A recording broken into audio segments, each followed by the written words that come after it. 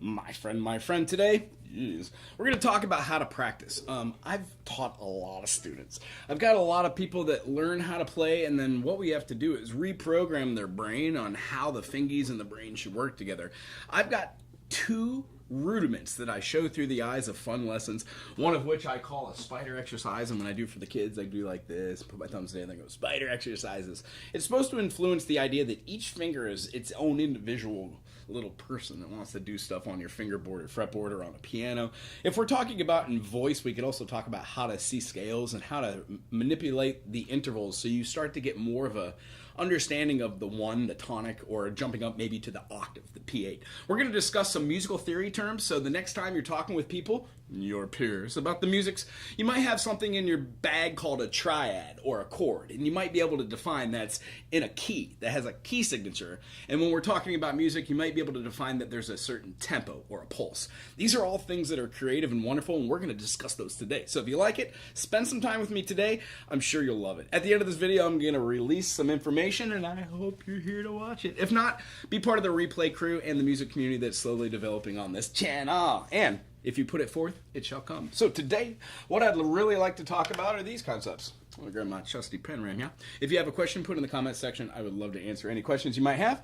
And I'm going to follow along as the best I can here on this. So today, I want to talk about how to practice. And if you follow this channel, you know that I talk about a very key phrase. I say practice the practice of practicing.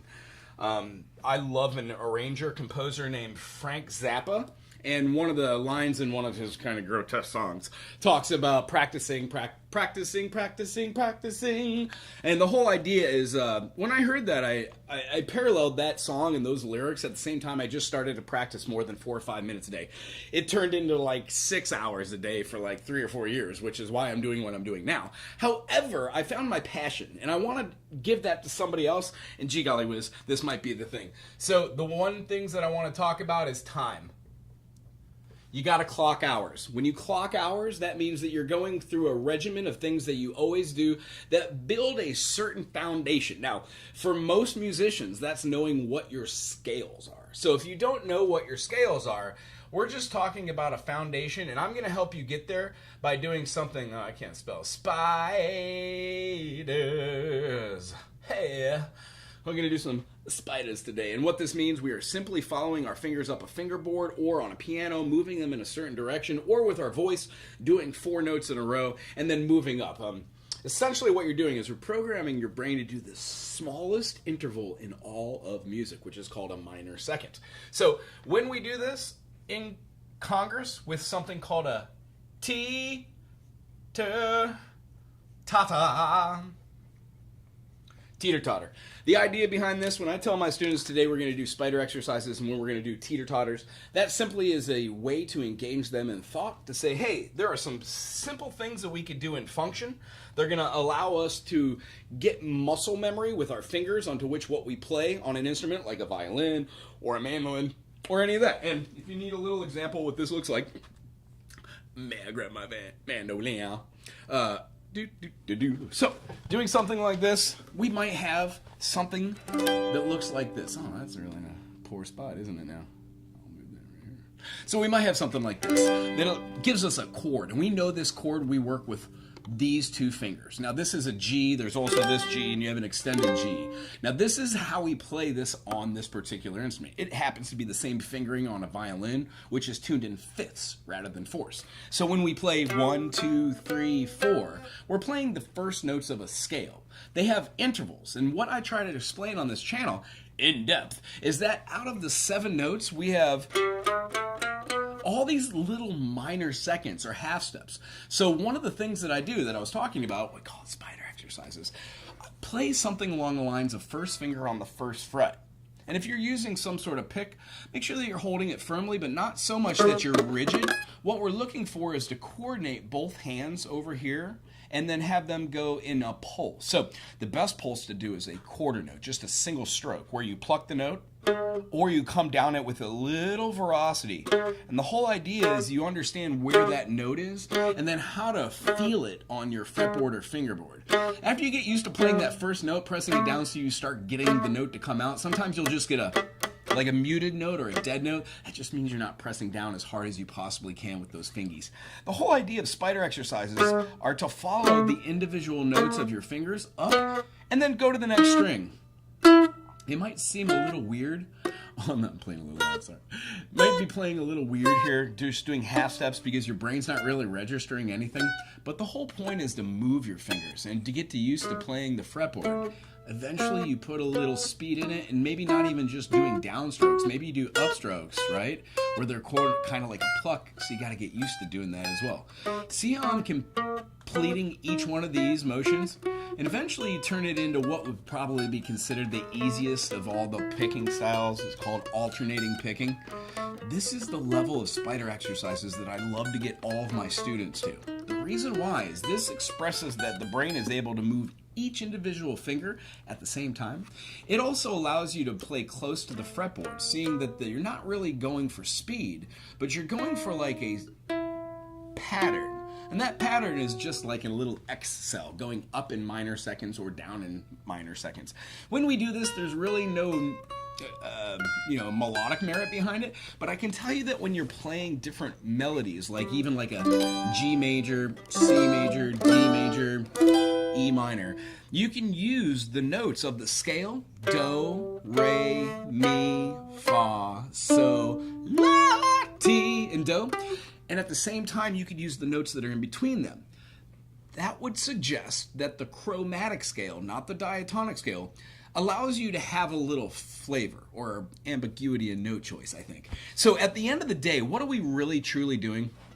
We are training our brain and our fingers on both hands to move in some sort of synchronicity and have some sort of function betwixt the two. So when doing like a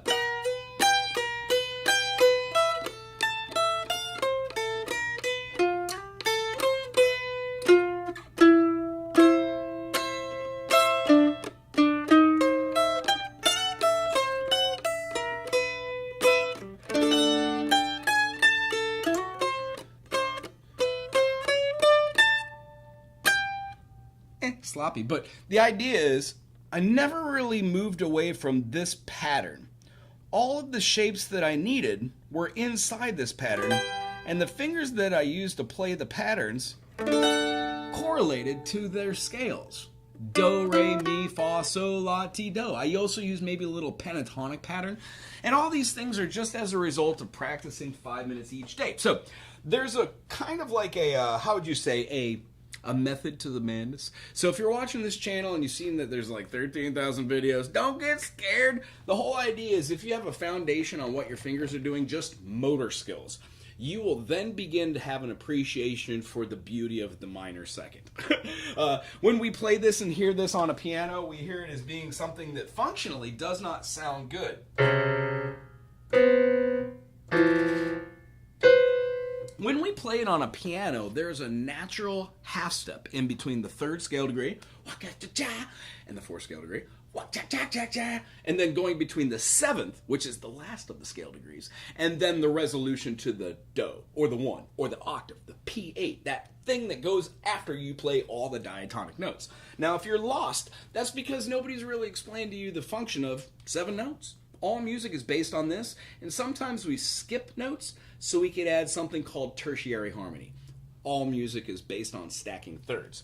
What this essentially looks like is if you spend the time learning how to do something like this. Let's say you're playing the aforementioned violin or mandolin, and you can see that your fingerboard or fretboard has 4 strings. You can put G, D, A, and E, and you know that those definitively are the 4 strings that are tuned in fifths. When we start seeing patterns that aren't just minor seconds, we start seeing something like the key of G major, which has all 7 notes, right? Except for when we play this last character, this last interval, we are going from our 1, which is a major, we are going from our 4, which is the subdominant, which is also a major, or the 5, which is the dominant. Now, these chords themselves build the best amount of moving away from a consonant to a stable foundation that isn't the one. Meaning, anytime you have a chord like a C major,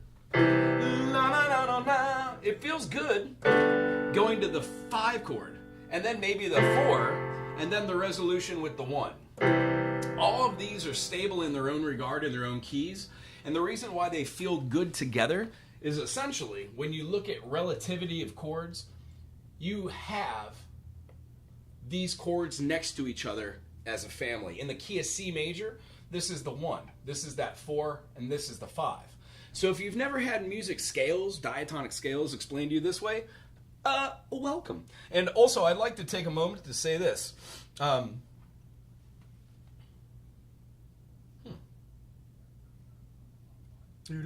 watching another one of my videos accidentally. My bad.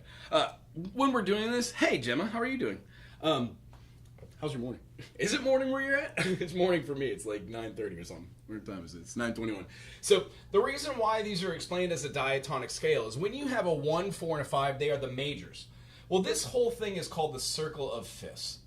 This is the best practice tool you can have as a musician, and unfortunately it's explained so many different ways. I just like to take a moment and explain these kinds of ways.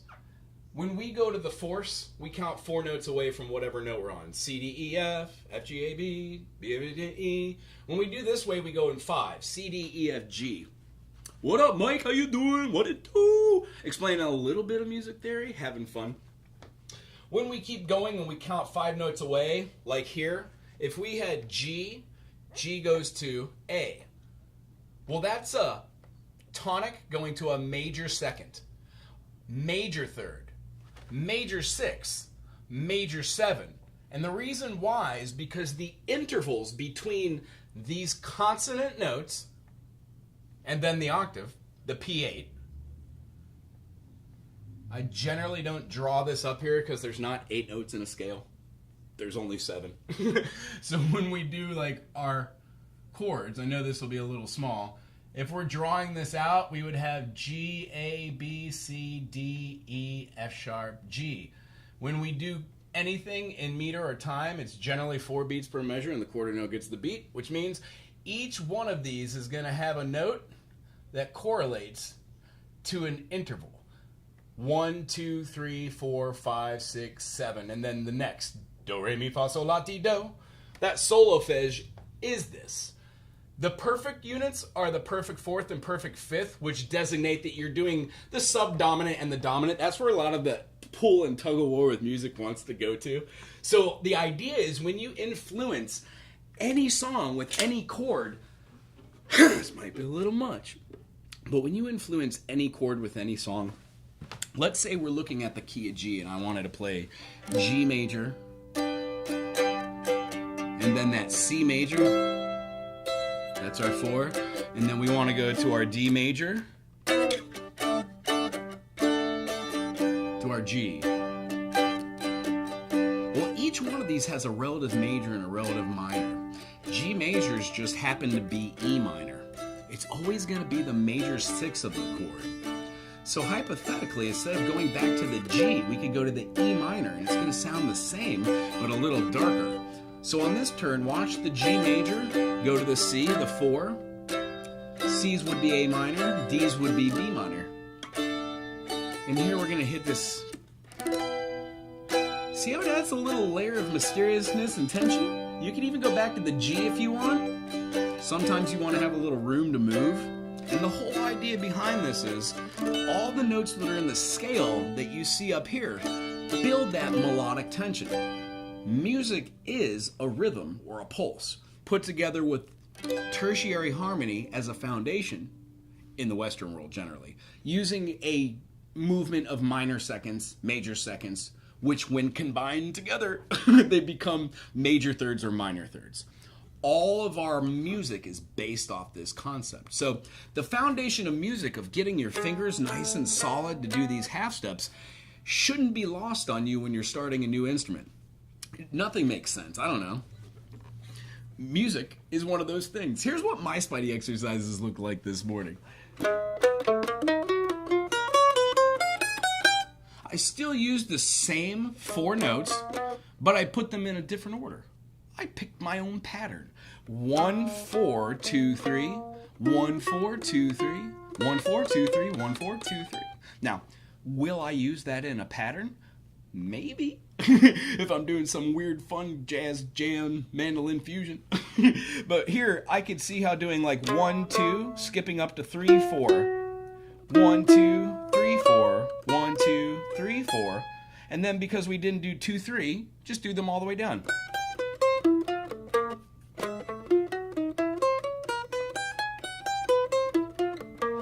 The randomness of your pattern picking when playing normal scales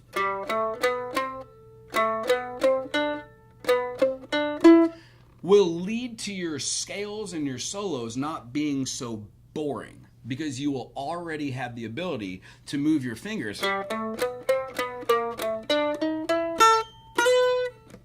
in different ideas because of that minor second. Add in a couple slides or pull-offs or hammer-ons, trills, or dyads, or ostinato strumming. When you add these things together, it's not one thing that makes it interesting or fun. It's all those things. If you have any questions about what I'm talking about, great. I'm glad you're loving this too. I love talking about this stuff nonsense to me. Oh, wow. 8:21 p.m. Tuesday? Good grief. All right, so when we're doing this here, the circle fifths can be completed just so we don't crazy. D, E, F sharp, G, A, B, C sharp, D, E, F sharp, G sharp, A, B, C sharp, G sharp, E, F sharp, G sharp, A sharp, A, C sharp. When we do this, this is our circle of fifths. It gives you all of our sharps. The further we go down here, the darker and more mysterious music gets when it's relative to each other. And that's a hard concept. We'll talk about that at a different time in all of these. But the whole point about practicing the practice of practicing, the reason why I do this channel and have members-only content is because this is the stuff that I will talk about forever. Answering questions back and forth. When you support this channel, you have a whole hour on Tuesdays today, exponentially, at 12:20 to 1:20 just to ask questions about music like this. It doesn't even have to pertain to the lesson we're doing today. If you cut in and say, hey, I'm working on Green Day. What are the chords of this song and why can't I figure it out? I'll help you. I'm there for you. So just completing this circle fourths going flat, we get a B flat, E flat, A flat. When we play a D flat, which is 4 notes away from A flat, it is the same enharmonically as the other note benext. Benext? I don't think benext is a word. I'm going to use it anyways. Benext to this, there's going to be enharmonics. Now, all of these are. This is an F flat. This is a G sharp. When you go through here and you see that there is a particular pattern unto which these notes are in, you find yourself being, I don't know, I guess kind of interested like I am to say, oh, I see how now all of these notes in relativity are the same. Now, follow me here. This is advanced. This is the stuff we talk about in the members-only content-aroo. But when we're doing this, I can say that do, re, mi, fa, sol, la, ti, and do rely on us having function. Now, that function is knowing that this is a major second, major third, perfect fourth, perfect fifth, major sixth, major seventh. When we put the notes that are in betwixt, like the, and that is a word, in betwixt, G sharp and A flat, same thing, y'all. A sharp and B flat, same thing, y'all. There isn't a half step in betwixt B and C, meaning that's one of our natural half steps. It's like each one of these other ones is a whole step, and then the last step that we said between the resolution from here to here is another half step. So each one of these has something in between it. And the thing that we need to do is realize that there are no majors in a chromatic that aren't already in the diatonic. Meaning when you do the Spidey exercises just to warm up your fingers, you are training your brain to be able to hear those minor seconds. Now, I don't know of any other lesson instructor that I've ever seen or ever done besides maybe a jazz or woodwind showing you how to go in between notes after you've already learned like maybe 1, 3, 5, 7 at best. So when doing this, I believe that it trains most of my students to see that E sharp here to F, when we have a minor second, minor third, and then we have our augmented fourth or flat five, we could call it an A4 or flat five. This one could be an A5 because it's an augmented fifth. It goes sharply like this, augmentation. Diminishment. Diminishments go flat, they fall flatly, and then augmentations raise sharply, which leads us to see that a 1-3-5 is a major third plus a minor third. A minor chord flips that. And what we're looking at, if we were looking at it through the eyes of just having a scale, what you're seeing is a C, E, G stacked in thirds. This would be a major chord, and then it has another third on top. When you go from your G to your B, you are playing a major third. So the chord construction of a chord like a C major 7 is you have a major third plus a minor third plus a major third. This gives you chord construction 101, and here are all your symbols with all of your minor third plus a major third. Diminishment is a minor third plus a minor third. And then, of course, an augmentation is a major third plus a major third. We are simply talking about moving chords. So if we wanted to just see something like our C major here, and you wanted to make a C augmented, you would have this chord raising sharply. That gives you a 1-3 sharp 5. If you wanted to have a major chord again, you would remove that and turn it to a natural note. If you wanted to have a minor chord, you would flatten the third, which is a 1 flat 3 5. If you wanted a diminished chord, you'd have a flat 3 flat 5, which gives you tension building. And here's what we're kind of alluding to. If C major is its relative minor, meaning they share the same key signature, when you change keys, like to the key of G, and you put a sharp here, it alters the chord that you're playing. So this C major in the key of G is a C major. And that makes sense because it's part of its family chords. If we went down here to D, A, and E, C is not in the key of any of those. It's as a C sharp, as either a major or minor. Groovy. Oh, we got some questions. All right, weird question. Omnipotence of a note that fits into a triad because of the physical limitations such as fingers won't go that way. It's been a hurdle. You got to figure it out. What instrument are you on? Guitar, ook?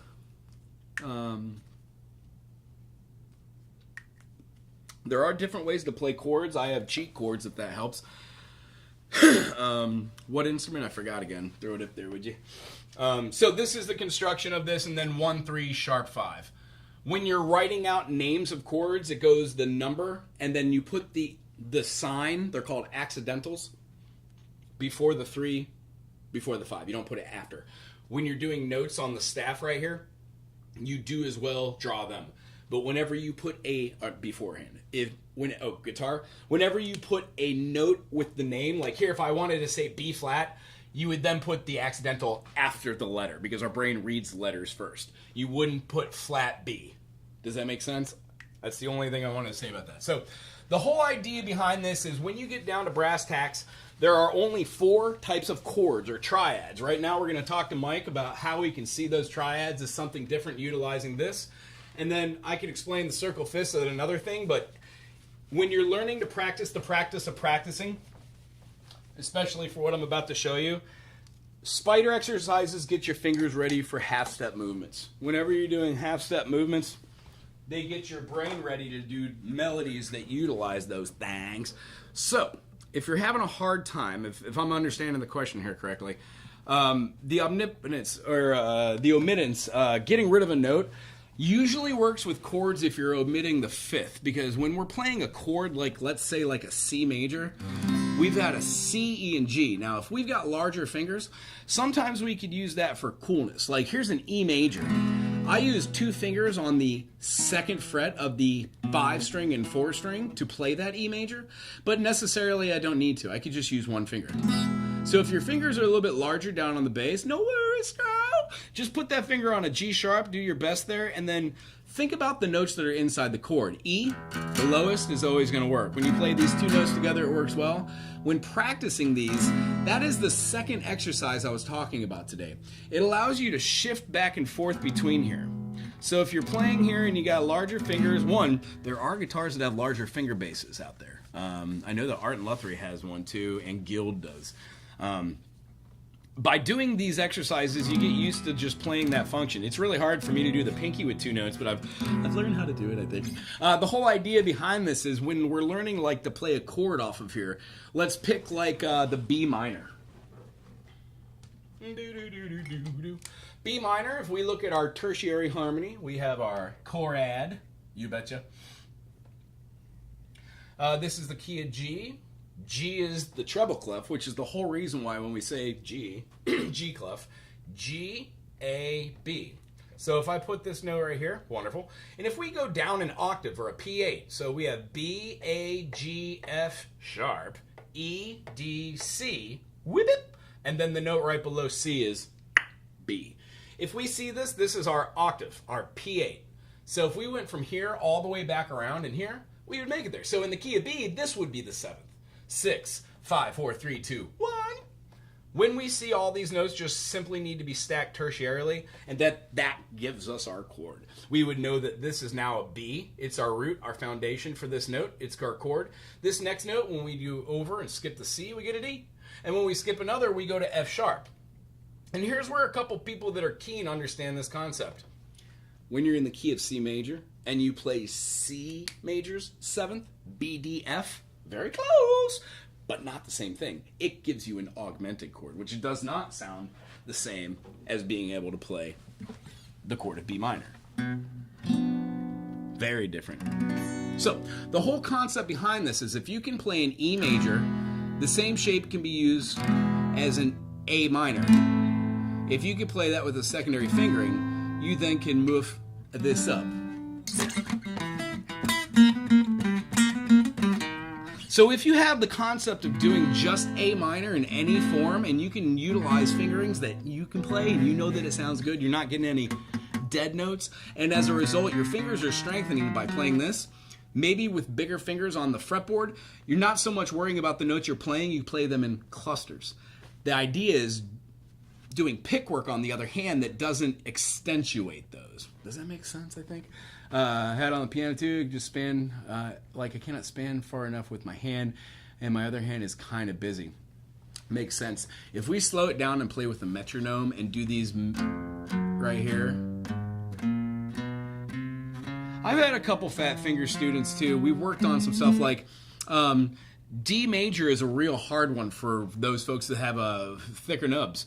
The whole idea is you can bar all tree them and then put one of your fingers there. Now, I would not suggest doing this, but because it might lead to weird hand issues later. Plus, you're missing out on 2 fingers, and it's awfully weird to do anything else with these 2 fingers right here, unless you're doing awesome jazz. Other than that, I would say that when you come up with concepts like this, you can move this chord to play a D, and if you think about just doing like a rap like this and putting a pinky here, now that's not so uncomfortable. And if you get used to doing that, that's great. But then again, it leads to having a different foundation that's not completely true to form, like thumb right at the back, swinging elbow, sitting up straight, not looking down.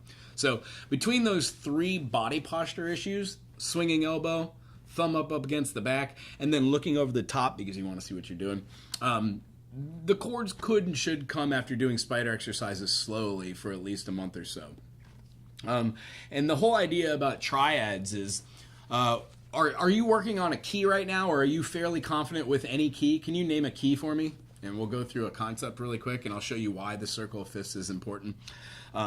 This B minor happens to be the 3rd chord in the key of G major. Oh, groovy, right on. You could type Wago, my silly name, and spider exercises. Not sure how I spell it, maybe with a Y too, but there's chock full of information here. Some people call them caterpillars. The whole idea is you're just moving your fingers up in succession, and then eventually you change that so you can start seeing patterns. And then when you're playing like a...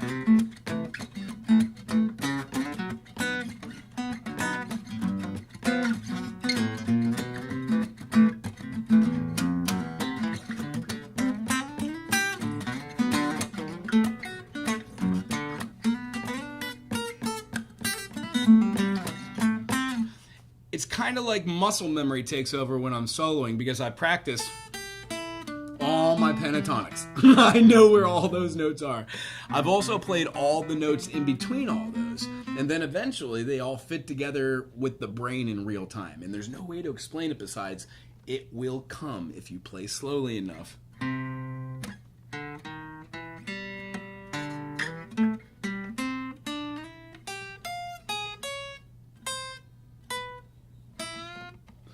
When you do things faster,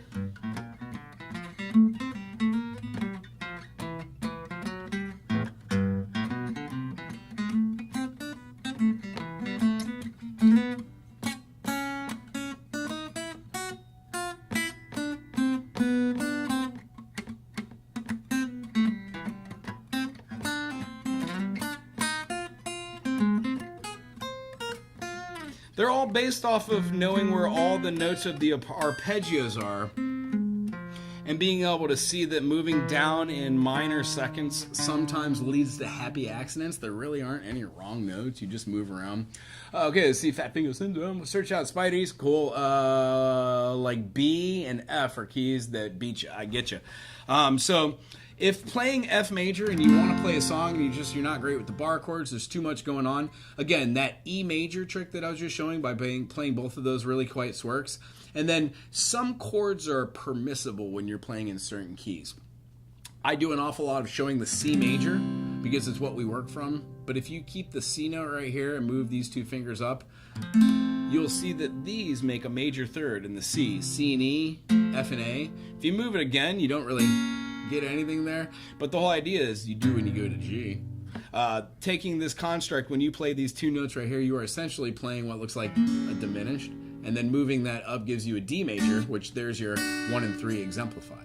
So what I try to say is like learn inversions and then work on your spider exercises around where that inversion is. And if that makes sense, I'll just show you one. Here's a B major at the 2nd fret. If you've been trying to play your A major with tree fingers, maybe this is a good time to switch over to just this. The whole concept is we lift that 3rd note up on our hand, so when we press against the back, it does this number. And I know it feels weird in the beginning.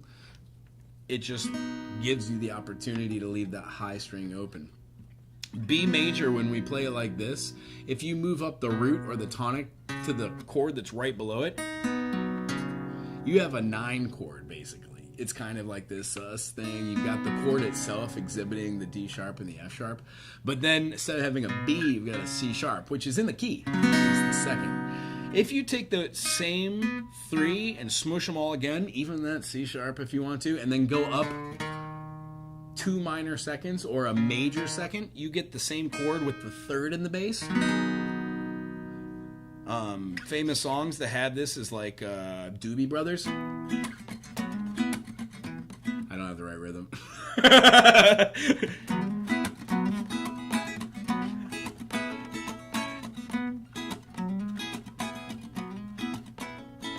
It allows you to use this chord, the E major, which is essentially the same thing as the B or the D.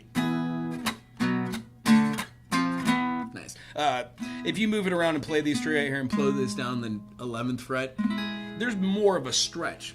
Who cares if you're playing an inversion of a chord? Only so many chords needed for like... That's D, C, and G. So if we did... Those are your inversions. Well, here's our D. Our G, it's a little weird because we're using the 7th fret and playing a C major with our fingers. But if you get good at playing your teeter-totters, C major, C major, G major, G major, D major, D major, D major, D major, E major, E minor, E major, E minor, E major, E minor, E major, E minor. Woo! I don't know if I can do this last one. E major, E minor. Yeah. I got tiny fingers. Anywho, moving these around the fretboard allows you to see, gee golly whiz, maybe that's the whole point of learning half steps, whole steps, and scales. With our circle fifths, if I wanted to explore the key of G, I know that G major is a whole step, half step, whole step, whole step, whole step, half step. And that's because each one of these scales in this scale position, just the pattern, is the exact same thing. I cannot express how many things just this pattern and this circle of fifths workout does for you. C, D, E, F, G, A, B, C, G, A, B, C, D, E, F sharp, G, D, E, F sharp, D, D, C sharp, A, 3 sharps, 4 sharps, 5 sharps, 6 sharps, 7 sharps. You don't need to know the name of the notes. F sharp, G sharp, A sharp, B, C sharp, D sharp, E sharp, F sharp. But when you do see that the notes you're playing right here are correlating to the note you already know down here in first position, it turns every song that you analyze into an adventure. So if you're doing something like, do we still have our fish fan in here? What up? Never not whammy. How about a fish tune?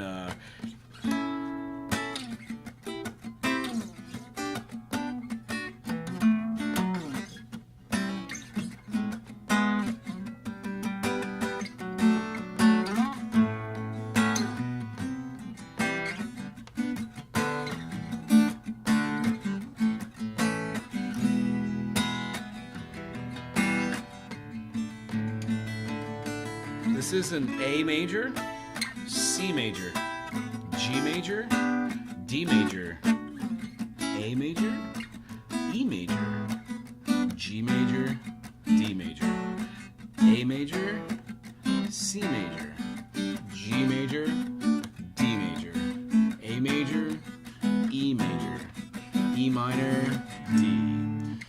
It's the same progression, but one utilizes the inversions up the top and walks it down descendingly.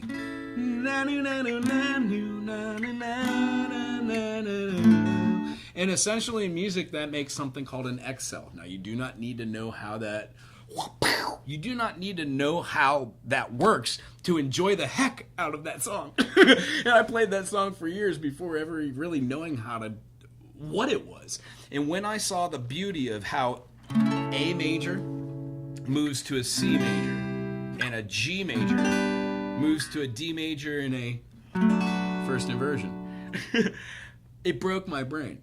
Because what I was working on was being like, oh, what's this thing called an arpeggio? And it turns out a lot of what Trey, one of my favorite guitarists, does, gave me a little rudiments on how to just like let go in life and on music.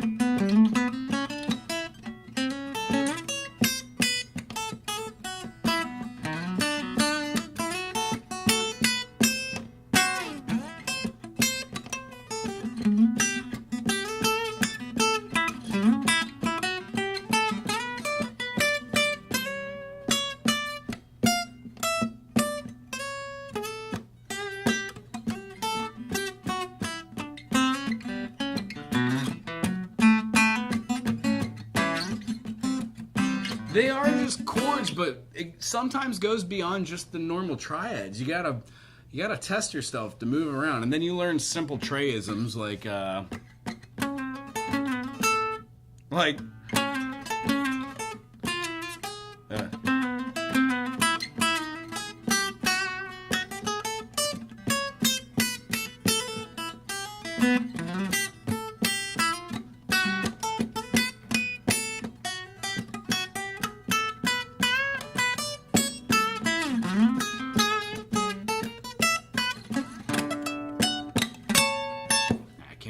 can't stop jamming. I have to.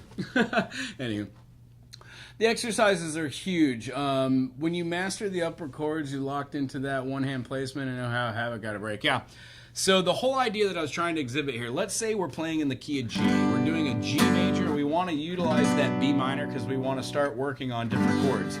Realize the function of both of these chords are almost exactly the same. They're based off of the chord foundation that you utilize, your secondary grouping of fingers, your middle finger, your ring finger, and your pinky, and it is essentially your E major. So if you're starting to do this with one finger, then yeah, you can play your G like this. You're just going to need to come up with a feeling and a foundation to do it like a G7, and maybe that means that you don't play your G7 normally. You just play it like this. Well, that sounds horrible. Well, what happens when you move that finger to here to get the third? You play this note down here and you get that. Oh, well, that sounds fine for a lower end G7. How about just playing the 1 and 3 here and then putting a finger up here, and it doesn't matter what you hit. You could hit the F and the B will give you a 7 sus. If you move it up, you get like a little, it feels like an augmentation, like a D flat aug, but, or an F aug, whatever. The whole idea is chords. And as far as being a beginner or not, the reason why advanced music theory seems really, I guess, inappropriately hard is because it really starts with just the foundation. So today we covered a lot of stuff. I kind of divulged some information, went off on some fish, which I really enjoyed. Essentially playing these and learning how to coordinate your right hand and your left hand is really where it's at. And I'd be remiss if I wasn't going to show you the secondary part of the teeter-totters. The whole reason why you practice 5 minutes a day is because they suck in the beginning. Everything's kind of like, oh my goodness, why am I wasting my reality doing this? But I don't know how to explain to you getting to the point where you could understand what, doing...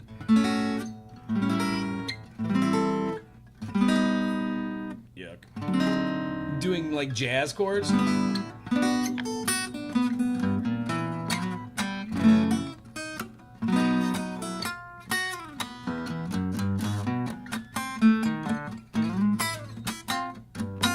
Wave.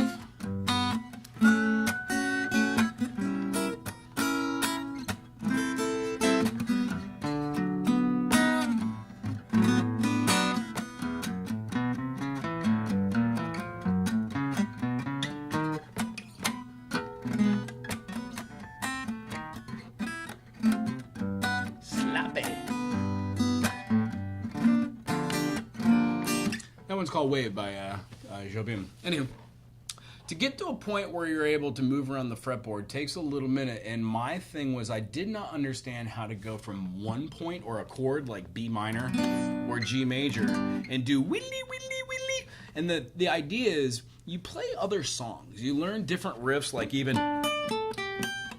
You get a mechanism for how other artists use their fingers. What you realize is most things that are popular and famous, even like this, they don't move other than just 4 fingers at a time in certain quadrants. So when we practice the spider exercises in correlation with our teeter-totters, what happens to our chords that we learn how to play like this? We do a downward stroke on the 1. 1, 2, 3. Notice how I'm counting in 4? Playing on the 1, and I'm switching my fingers to play the notes that are in the same chord. I'm just playing them differently each time. I'm getting really, really familiar with D, super intimate. So when we're doing this with D, I know intimately that this is a D, this is an F sharp. It is not. There it is, F sharp, and then this is an A. D, F, A, 1, 3, 5, 1, 3, 5. When we play this, wrap our finger, I know that's the third. Now it's an inversion. If I put a G in the bass here and play that same thing, I'm just moving tones that are in. If I move another half step, I know that I'm moving through a chord because G sharp's not in this, but it is in harmonic minor of A minor, which is relative to A major. And I know that is down the rabbit hole, but the whole idea is the circle of fifths lets me know that these 3 chords are super great together, depending on how you use them, either in a minor or a major form.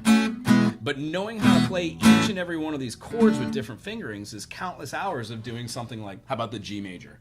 1, 2, 3, 4. What we're doing with this is we're playing on the 1, replacing each and every finger in time, and eventually when you start playing these chords in faster rhythms rather than just the whole note, which is on the 1, and you start playing it, I forgot the camera's over here, sorry, and you play it on the 3, your fingers don't go as slow as they used to. They actually start moving in one felt swoop, in chord congress with each other. So the idea behind these teeter-totters is What you don't understand while just building hands and making your chords, like playing an A, then an A, then an A, or a D, then a D, or a D, or a D, or a D, or a D, you start to learn not just how to form the chords and try to get those notes to stop buzzing, forming nice chord structures where you know where the notes are, but your right hand, unbeknownst to you, if you're right-handed, left hand, if you're left-handed, starts to gain perfect rhythm. The mechanism of treating your hand like a fulcrum, going up and down, is priceless. That is one of the hardest things to break from a student that's been playing for more than like 10 or 15 years. Chef Kiss Wagos. But yeah, being able to do stuff in your own field and on your own time leads to better practice skills, and it leads to being able to move around your fretboard or your fingerboard, no matter what that is. So, what is very interesting, and the last thing that I want to tell you for those of you who are out there that might have a little bit of miscellaneous time or a little miscellaneous income, almost all instruments have the same types of strings. Tuned in fourths, fifths. Some have open tunings like this banjo, but don't let it be lost on you. When I play this chord, which is a G, and I go down to this note, what looks like an F major or the top part of it on a guitar is a 7 chord on a banjo.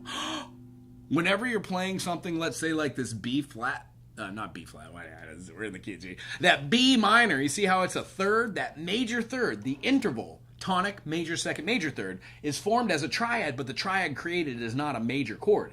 It has a minor third first. So on a banjo, because it's an open G tuning, you've got 3 notes that are in the key of G. You've got G, you've got B, and then D. So this is an open G tuning, which means whenever we're playing this open G tuning, we can play notes that are like C.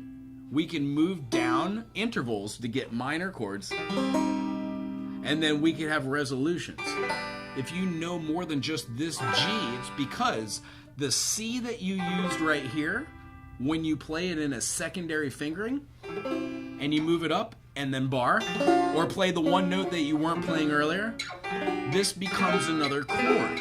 Well, it just so happens that an E major is just like the C here. You play the 2 outer D notes and put a finger on the B for the C. Well, on the E, you sharpen the G string to get a G sharp E and a B.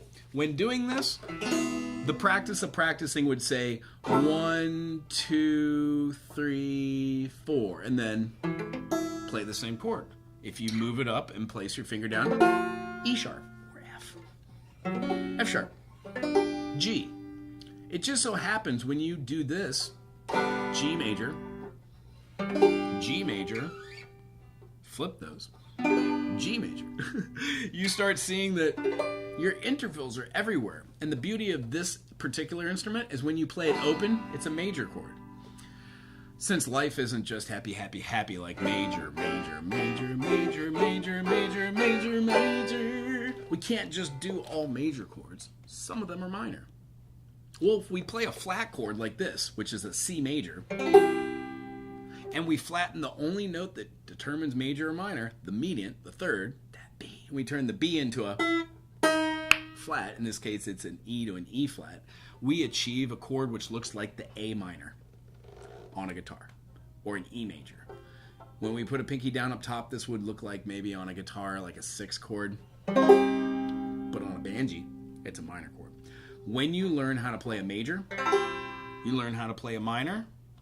And again, if we got the fat fingers, use one finger to do the whole thing. Tenor banjo has 4 strings, 5-string banjo has the 5th one up here, and the whole idea is whenever you cover that lowest string, the D string, you just also cover that, which gave the insight to most people to use one finger to go over the top of these. So essentially, you learn something slow, you come up with picking patterns on the banjo, like you learn things like a pull-off.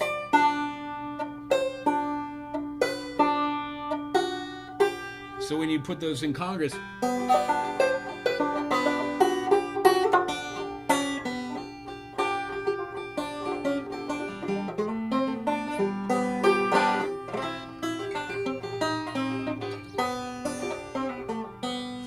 and I gotta say, learning one instrument, learning the foundations, it will help you on every other instrument. The only advice I have that goes back, we talked about spiders today. We talked about teeter-totters and how to do them and why. What's the importance to play bar chords so you can start shifting those chords everywhere on your fingerboard or fretboard. And we didn't really talk about the time. Time was the first thing that we were talking about today with our bullet point. We went over the other two. Today, just when we're talking about time, is this. There's so much time to make an impact in anything. In your life and somebody else's life. And if music is the thing you really dig on, 5 minutes goes a long way. I played for 12 to 14 or 15 years, new chords. I could put my fingers on a fretboard. I kind of, when I picked up other instruments, I would dabble. Horrible rhythm. One of my buddies told me that, eventually they could see me being a drummer, and we all laughed because I had horrible rhythm.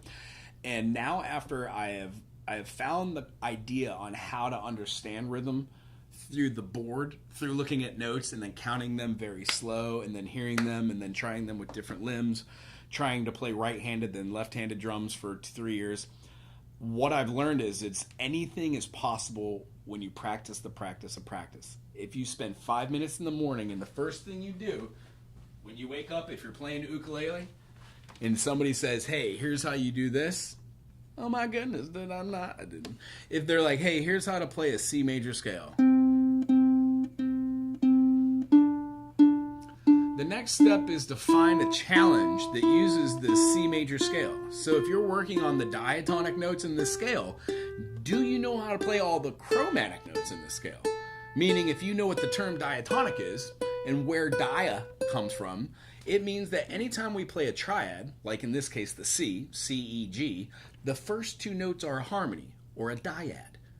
The diatonic scale, these numbers up here, the Roman numerals that dictate whether it's a major or minor, are contingent upon what that association of that triad is. These tertiary notes are either a major third or a minor third. In the first one, it's major third. Second one, minor third. Third one, minor third. Fourth one, major third. Major third, minor third, minor third. That last one's special, remember? It's built off of a flat 3, flat 5 diminished chord. So when we hear a G major, or a G minor, or a G diminish, or a G augmented, our ear can start to associate what those tones are. When we realize that a G augmented is nothing more than what looks like a D minor on a ukulele, and then on a guitar that's an A minor, and on a banjo it's a minor as well, or a 6 chord, you start to have a keen grasp on what shapes look like. And there's not too many of them in music. Some of the most important ones on stringed instruments that are in force are this. It's a fluctuation of moving your notes. Major third, first. When you move this, it changes the relativity where the ear hears it. And it builds a lot of tension. Remember, if you have any questions about music theory and what goes on in the whole makings of how to make your own mark on the world or start learning songs so you can enjoy music or sing for people and give them enjoyment too, it really starts with doing spider exercises, being able to utilize one hand with another, and when we're learning how to play chords, being able to play those chords in a multitude of different ways is really important. It really, really is. So learning inversions is really where it's at. The best way to do that is take lessons. Find an instructor that will show you the circle fifths, show you something that's not just standard foundation, but goes into explanation of why. And then it might give you a little side thing, like when playing C. If you are a singer, why not sing the third above?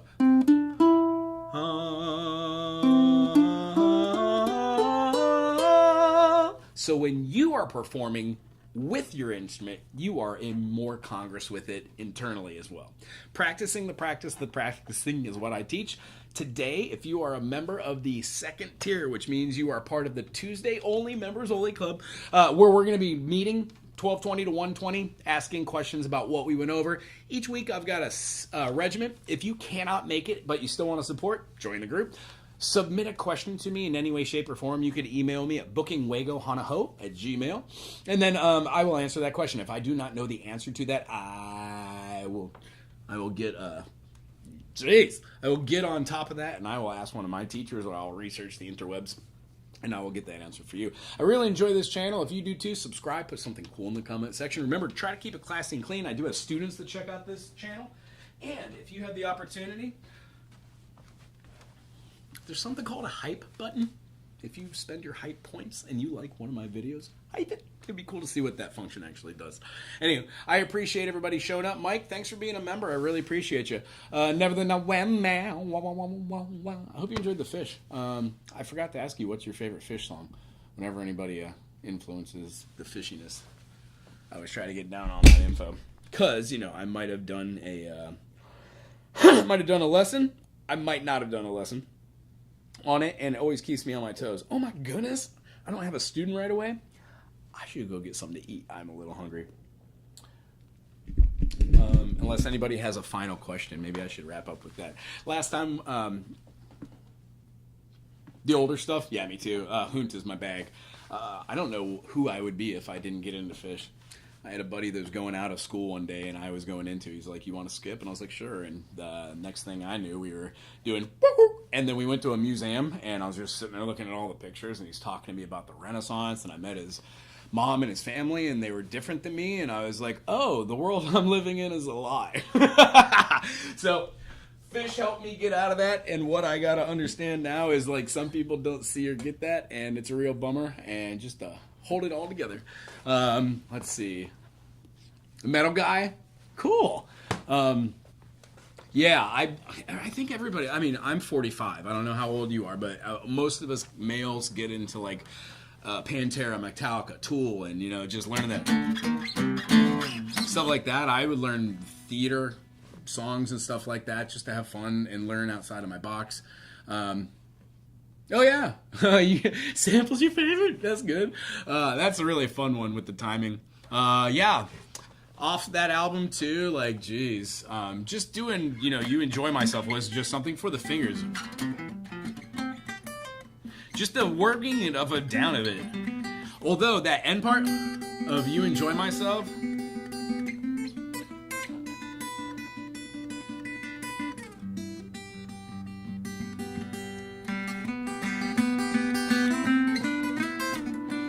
Years to figure this one out.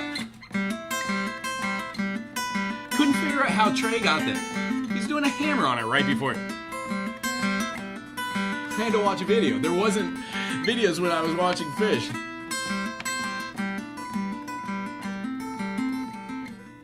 It's almost meditative now.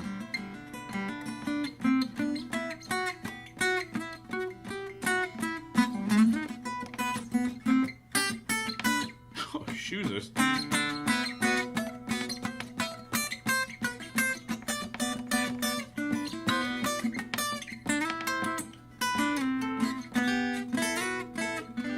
need to practice that one.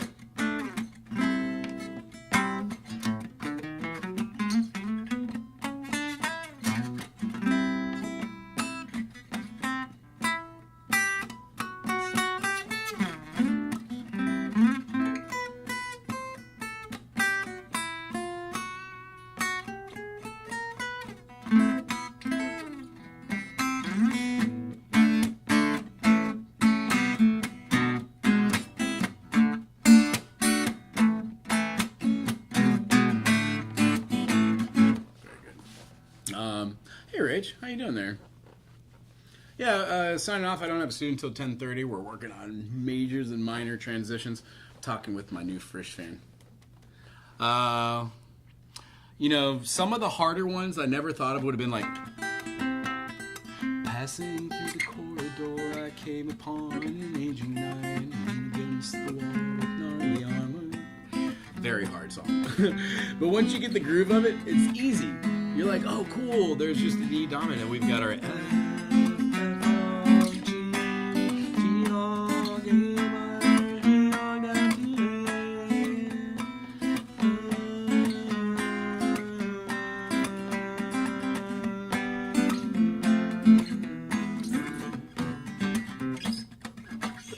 darkness. Said I come from the land of doom. Said I come from the land of game hand. From the land of the big balloon. But I never ever got back there. And I couldn't if I tried. Come from the land of lizards. And the lizards they have died. And the lizards they have died. And the lizards they have died. And the lizards they have died.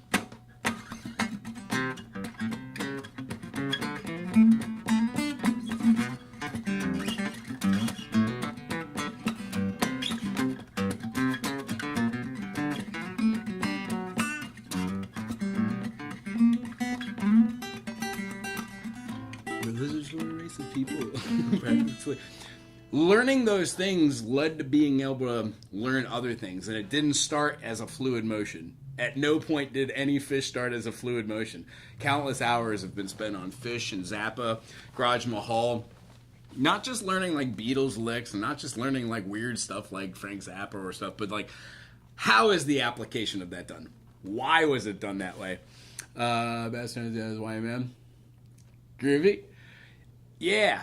And the whole idea is getting down on it. I play drums poorly, but I started as a Fish drummer in a Fish cover band, then moved over to a different instrument. Long story short, as I learned the ability to listen and then dissect songs, that's my superpower. I can listen to an entire song, tell you what form is, what every instrument was in it, what they were playing, almost verbatim. It's like Rain Man nonsense. So where I'm at with that is like, it really is lots of fun to feel the Trey solos. So if we're doing like, I don't know, Stash. What is it?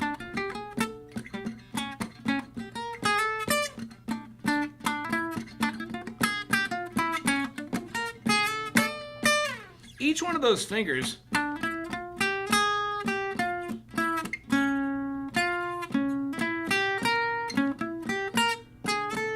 feels good.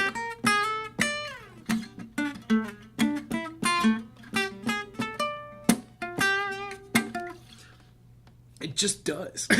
And countless hours of playing stuff like that. Is Stash harmonic minor or something else? Yeah, when we have our A, we've got A, B, C, D, E, F, and then G sharp. And that adds the tension. But you can start off soloing like,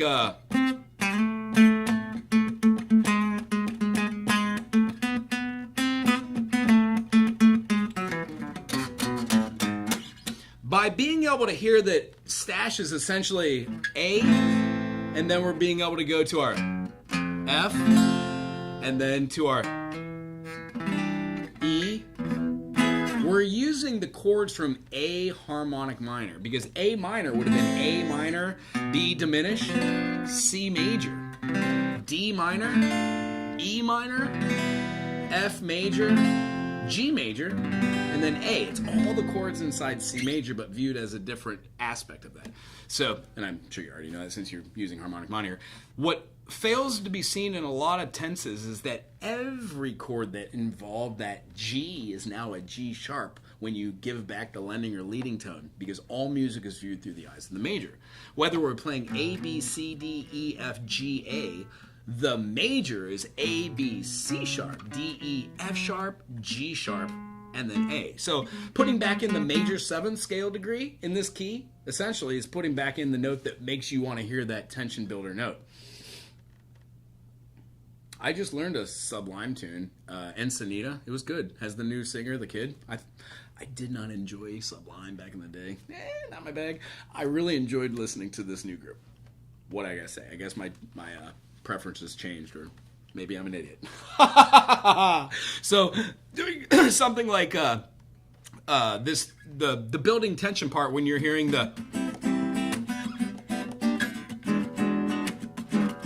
you're hearing a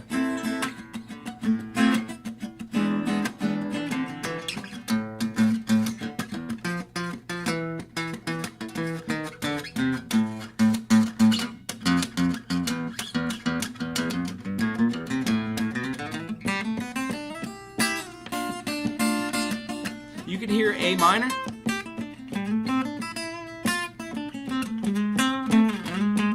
That's where your tension note comes in.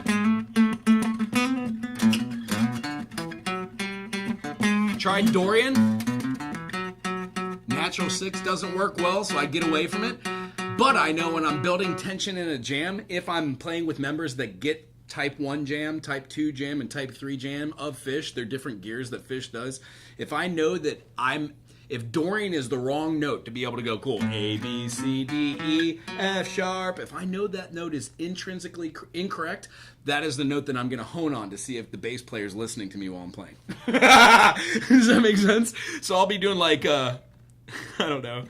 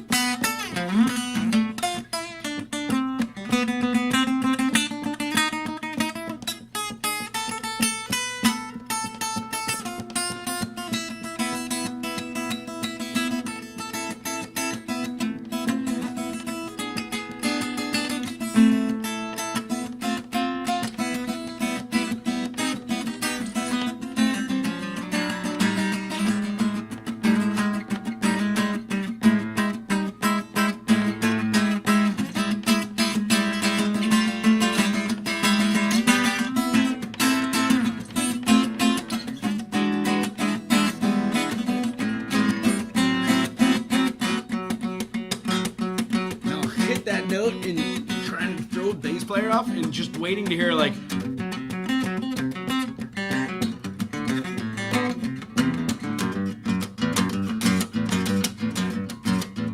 So if it changes type 2 jammed right here, and the bass player's like hearing that F sharp that I was hitting that's not right, and does a G which isn't right either because that's not the lending tone we have. It builds so much tension. So I can do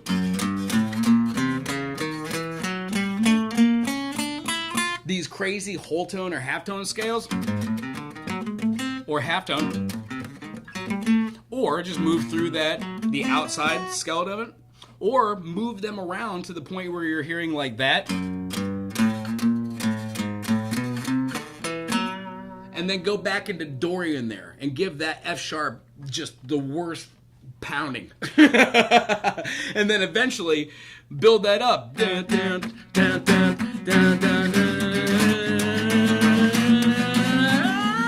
And then go right back into the groove. Dun, dun.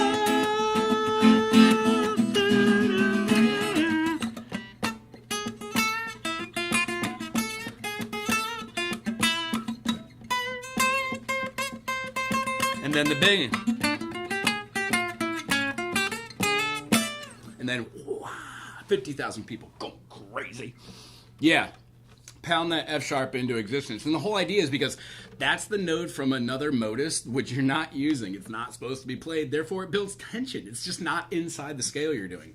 And then when you look at it through the eyes of the circle fifths, and then a lot of the nonsense I was doing right there just moves through notes. So like the whole concept of feeling your flow, like that A minor, F major, and then E dominant. Even if we're doing the D minor, B flat, A, which I really think this is in.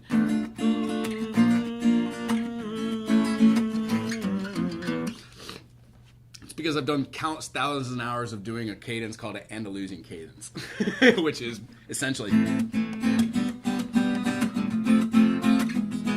you get really familiar with harmonic minor in that way. So practicing the practice of practicing is really where it's at. Also, I gotta say, asking questions, going on websites like this, hanging out is really where it's at too.